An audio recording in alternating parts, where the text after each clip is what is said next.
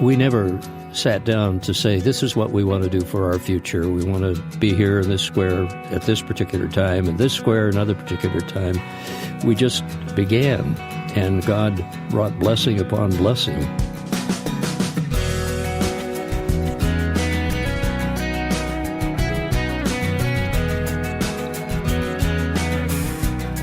His voice has been and is one of the best-known voices in Christian radio. Hall of Fame broadcaster Al Sanders will tell us his story today on First Person. Hi, everyone, and welcome to today's interview, one that I've looked forward to for many years. After listening today, if you'd like additional information about our weekly program or today's guest, please visit us online at firstpersoninterview.com. Again, that's firstpersoninterview.com. Or connect with us on Facebook, facebook.com/firstpersoninterview. Not just as a voice, Al Sanders has been providing innovative leadership in Christian radio for well over 50 years. Programs like Focus on the Family, Insight for Living with Chuck Swindoll, Johnny and Friends, Breakpoint, and many, many others are all due in part to the genius of Al Sanders. Plus, he's been the anchor voice on many of those programs. He's the author of I'm Trying to Number My Days, but I'm Losing Count, which gives you insight into the personality of Al Sanders. He sat down with me recently in his studio in California to talk about his long career, and we began by talking about the first time he was bitten by the radio bug. My first opportunity in radio was in junior high. They were going to produce a special program. We had, at that time, during World War II, some exchange students who had come over from Netherlands, as I recall. And I said, I'd like to produce that program. And I think I was 13. And so we did it. We went down to the radio studio to present it. And then the teacher came to me and said, I have some bad news for you. They like the program, but they don't like the host. They said his voice is not suitable for radio. And I'd always wanted to be in radio since, I suppose, 7 or 8 years of age. That must have been devastating. It was devastating. And so after that, I began reading into a supposed microphone and trying to improve my voice as best I could. And that's how I got started. Well, radio in that day, too, was in its golden age, really. It really was. In fact, I had in my room all of the schedules for the different networks at that time. I don't think there was the ABC Blue Network, but we had CBS, Mutual, and NBC, and I knew when all of those programs were coming on. And being in California, we could hear the eastern release of those programs over KOB Albuquerque or KOA Denver, or even WLS, if you were very fortunate. In Chicago, there wasn't the on-air clutter that there is That's now, right. so those stations carried a long ways, yes, didn't they? Did. Yeah. They sure did. Did you have someone you emulated? I liked some of the big-time announcers in Hollywood, the Niles brothers, Wendell and Ken, Harry Von Zell, and people of that ilk, Jimmy Wallington. Names that I'm sure are forgotten long ago, but who meant a lot to me as I listened to their style and how they did it. Isn't it interesting how we hear people and then we start to begin to sound like them in a sense, right? That's probably not a great idea, but it did help me to try to hone out my own place in the field of announcing. Yeah. So you grew up in California. We did, Santa Barbara. In a Christian home? Yes. My father was a volunteer pastor. He also worked for the gas company, digging ditches, and he didn't take any money from the church, but that was all given to mission. So that was my background. And at times I was embarrassed that, first of all, he had to be a pastor, and secondly, that he didn't get any money for it. And I decided I didn't want to go into Christian ministry. I wanted to go into show business. And that was my desire until Uncle Sam changed that when I was 18. So you served during the war? Yes, in the Merchant Marine. All right. And where did that take you? Oh, it took us to Japan, the Philippines, over into Bahrain, where we picked up oil, Colombia, New York. But this is during the war? Yes. Places like Japan, the Philippines? Well, just after the war for Japan. Okay, I was going to say those were pretty hot spots. We were on a troop ship carrying 5,000 or 10,000 troops to replace those that were already in the Philippines and needed to come home. Tell me you got to be the PA announcer on the ship. No, I got to scrub the decks, though. When did you come to Christ? When did Christ come into your life? And I know growing up in a Christian home, maybe it's not a definable moment, but... Well, I think it was a definable moment. In fact, I shared this just recently at the death of my older brother. I was in his presence when he died just a few weeks ago. And I shared the fact that I was not really proud of the fact that my brother had gone to a strange place called the Bible Institute of Los Angeles. I thought, what is that? And I determined that I was going to live anywhere I wanted to live because I no longer was responsible to my parents. And I didn't want to hurt my father or my mother when we were at home. My crazy brother, he's about 3 years older than I am, he sent some little cards. They sort of like the size of the Monopoly cards and chance and community Get out chest. of jail free. And, yeah. These were supplied by the navigators. They were called B rations. And the verse that hit me between the eyes and which really brought me to the Lord and brought me to the place where I wanted to serve Him was 1 Corinthians 10:13. There has no temptation taken you, but such as is common to man. But God is faithful, who will not allow you to be tempted above that you're able, but will with the testing make a way to escape, that you may be able to bear it. Well, I wanted to escape. I would like to have gone to Biola after I read that, but unfortunately, the commitment at that point to the Merchant Marine still had some time to go. What happened afterwards then? How did you end up in the Midwest, being from California? Well, my wife and I, we met at Biola in a radio studio. Oh. And that happens, doesn't it? Yes. That's how I met my wife. She has lovely legs when she plays the organ. And anyway, we determined that we wanted to serve the Lord on the mission field. And particularly, we were interested in the Sudan Interior Mission. And they were going to get a facility that Mussolini had built in Ethiopia. I remember that unit. Yeah. And I guess he spent a whale of a lot of money in putting it up. But that never came through. And so the folks at SIM said, well, why don't you go to WMBI? They had a kind invitation for us to go there and learn more about radio. And then when it opens up in Ethiopia, you can go. It never opened. And so we returned in about 2 years after service at Moody, which was a great opportunity with some wonderful guys. What did you go to Moody to do, though? Just the radio announcing, staff announcer. So you were hired as an announcer at WMBI. Announcer. How old were you? I guess I was, I was married when I was 20. This was right after that. So I guess I was 21 or 22. That's something. See, that's what I did at age 22. I was hired at Moody at WMBI. You wonder how that happened. Yeah. Those were great days at Moody.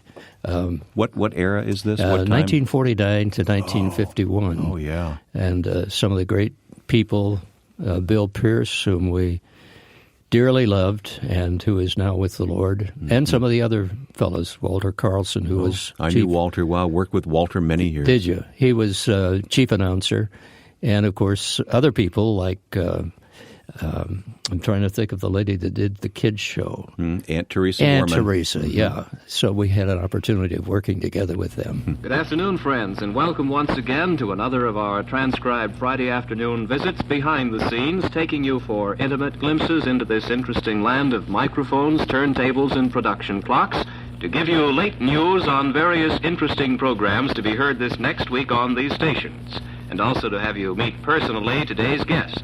And all taken, of course, from our WMBI family album.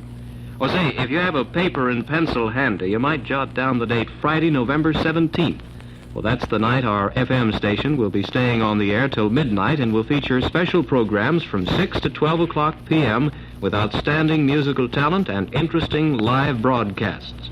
Yes, a full 6 hours of pleasurable listening will be yours over WMBI FM November 17th. Again, it was kind of a golden era of Christian radio, wasn't it, for WMBI in Chicago. Yep. For those outside of Chicago, this is the station run by the Moody Bible Institute, kind of the flagship station of Moody Radio today. And they were just testing out FM at that point. FM was really nothing. But that's right. They were using it in those days just to try it out and put some programs on. It didn't fly at first, did it? No, it didn't.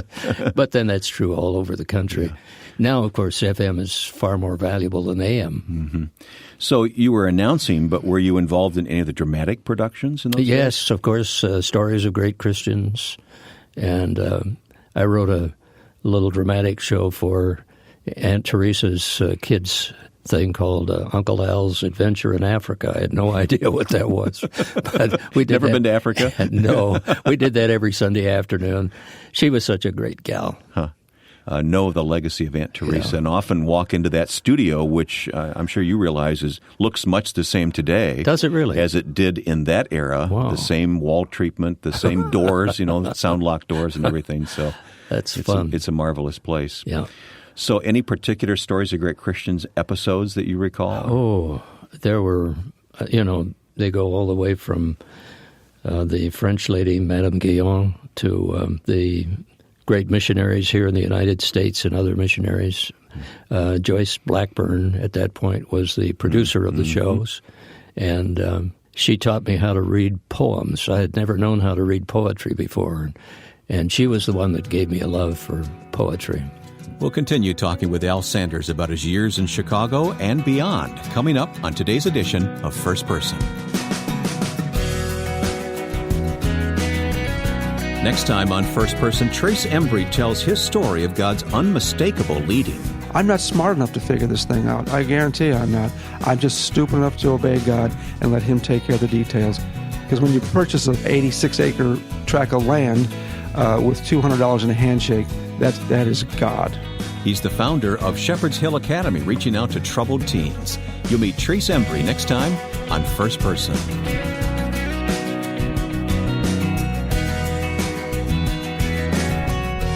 My guest on First Person is Al Sanders, a legendary radio voice in Christian radio. You may not recognize the name, but you certainly recognize the voice, and that's true of a lot of people through the era of radio. Well, it's a privilege to be able to use your voice for the Lord in different radio programs as you have done yourself. Yeah. So you're in Chicago at WMBI. Mm-hmm. You and Margaret are married. Yes. I think your daughter was born when you were in Chicago, right? She was. In fact, we didn't have a car. We couldn't afford a car. I think I was paid $200 a month. You get what, $300? Oh, yeah, $325 on a good month. So we arranged with the other fellow announcers that whenever it was time for Margaret to go to the hospital, they would stand ready. Just give us a phone call. We'll come. We were 5200 South, just by the outer drive. And so the fellow who came down, drew that responsibility, was the sound effects man, Johnny Mendel. And then the fellow who drew the response to take us home was Bill Pierce in his Studebaker that looked like it was coming and going. Very snowy day. It was February back in 1950. Most days in February in Chicago are snowy. I'll attest to that. What about after Moody then? My father had just died, and I thought, I need to go back to California, maybe go to the university and study more in radio, and let's make the change and go back. I didn't get a chance to go back into the university. I immediately started at a radio station in Santa Barbara, and that was too good to give up. So that's where we landed, at least for a year. And then we received two calls. One was from the head of announcing at ABC, Dresser Dahlstedt. And the other was from a gentleman, and Margaret and I laughed about this for the night, I think, after he called, Dr. Samuel H. Sutherland, president of Biola, asking if we would come back and head up their radio ministry. And, of course, that's what we did. Was the Biola Hour in production then, or did you start that? No, it was in production then through the magnificent ministry of Dr. Louis T. Talbot. Okay. And it was called at that time the Bible Institute Hour. And then, of course, it got down to just simply the Biola Hour. And we did that for about 17 years. Uh-huh. You actually had an office right at Biola? Yes. And produced the program? We did. Mm-hmm.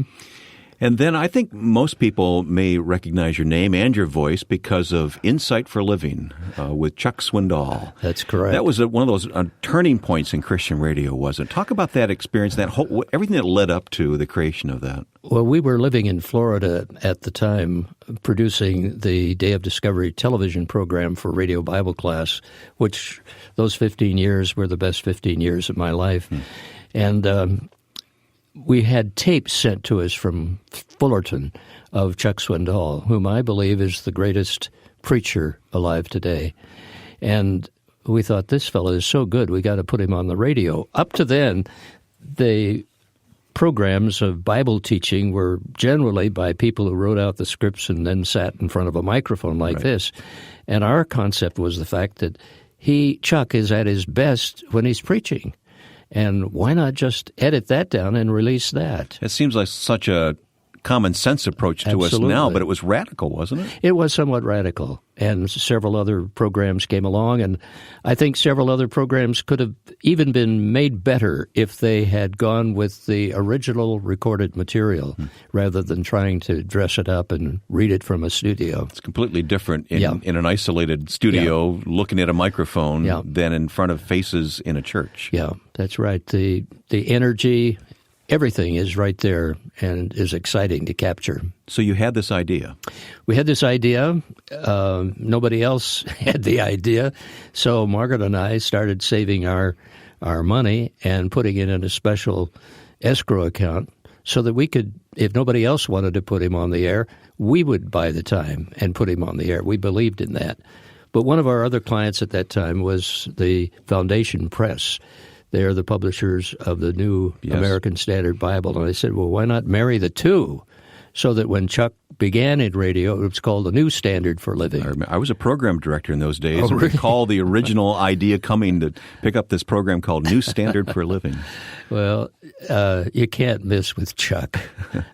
I'm sure you have interviewed hundreds of other ministers, but Chuck, in my way of thinking, combines expository preaching along with how to put it into practice in everyday living. Did you have to convince him that your idea was a good one? Yes, he thought I was crazy. And then I began to think I was crazy. But once it went on the air, and the first day, I guess it was a day or two later, that we started getting mail in the mailbox. And Chuck said, what is this all about? We were surprised that there were so many people out there hungry for the exposition of Scripture. So you syndicated the program right away. Yes. You formed a company. Yes. Ambassador Advertising. No, I had formed that company many years previously. Oh, okay. I formed that company about 52 years ago. Oh, I didn't know that. We started by representing Biola. That's how the whole ministry began. Okay. And then we represented a couple of other programs. But Chuck was kind enough to allow us to put the program on the air. I think we started with about 18 stations, and that's how it all began. And the response was immediate. Immediate. It's just overwhelming to realize how many people there are out there who are so desperate for the application of the Scriptures, not only the exposition, but the application. What's it like to have birthed an idea like that, and it's still producing fruit today through its ministry? Well, I would say it feels like the Apostle Paul, who declared, I being in the way, the Lord led me. That's really what happened. Same thing with Jim Dobson, Focus on the Family. And yeah, we're leaving Johnny out so Erickson. much, aren't we? Yeah, Johnny and Friends. Johnny and Friends. Heard you there for many years. She's next to my wife and our two girls. She's the most wonderful woman in the whole world. We love her. Well, Al, we've talked a lot about radio today, and I hope listeners understand the inside baseball kind of conversation here today. But I just want you to think over the life that God has given to you. You know, Proverbs 16:9 says, a man plans his way, but the Lord directs his steps. I'm sure you found that Exactly. to be true. Talk to me about what it's meant to serve the Lord the way you have and done the things that you've been able to do. We never sat down to say, this is what we want to do for our future. We want to be here in this square at this particular time, and this square another particular time.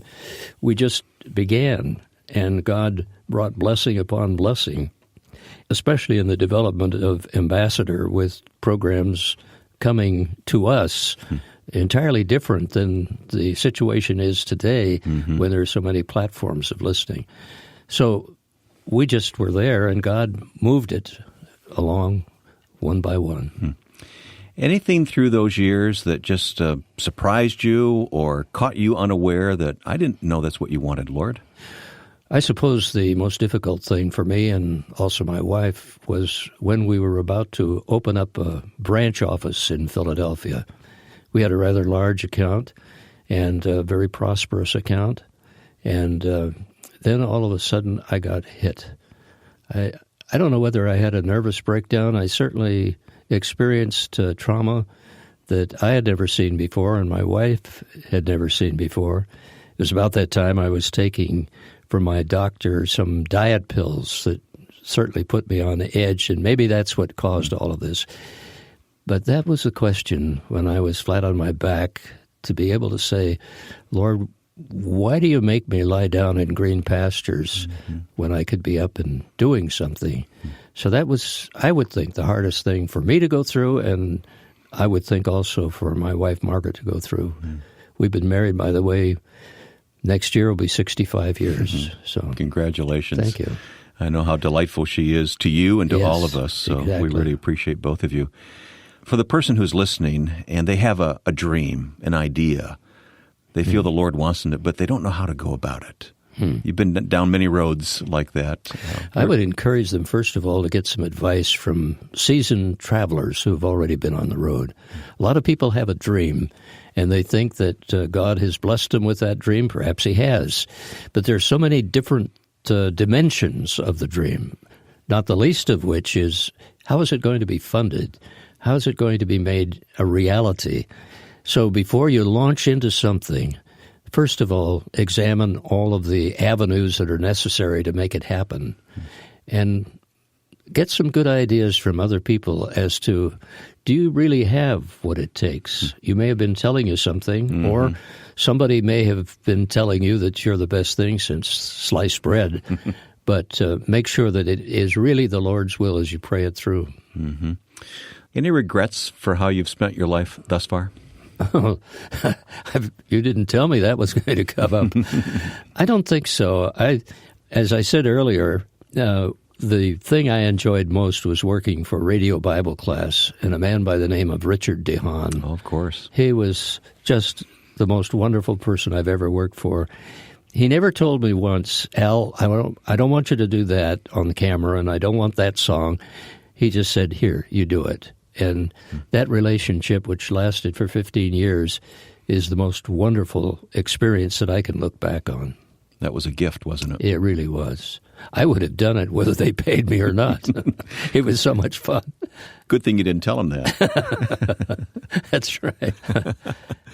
Well, what a delight to sit down and talk with Al Sanders. For people like myself who are in radio and announcing specifically, Al has been the gold standard. He's a member of the National Religious Broadcasters Hall of Fame, a well-deserved honor, and we pray for many more years of fruitful ministry for both Al and his wife, Margaret. As we mentioned, the company which Al began in 1959 to help the Biola Hour is thriving today. Ambassador Advertising is under the leadership of daughter Peggy Campbell and son Jim Sanders. Many of the radio programs you enjoy on this station are here, due in part to their ministry. For more information about Al, please visit our website, firstpersoninterview.com. And there are some great photos taken through the years that we'll put on the Facebook page, and we'll put some additional audio files there on Facebook as well. You'll find us on Facebook at facebook.com/firstpersoninterview. Next week, you'll meet the founder of Shepherd's Hill Academy, a school which reaches out to troubled teenagers. Meet Trace Embry next time on First Person. Now, with thanks to my friend and producer Joe Carlson, I'm Wayne Shepherd. Thanks for listening to First Person.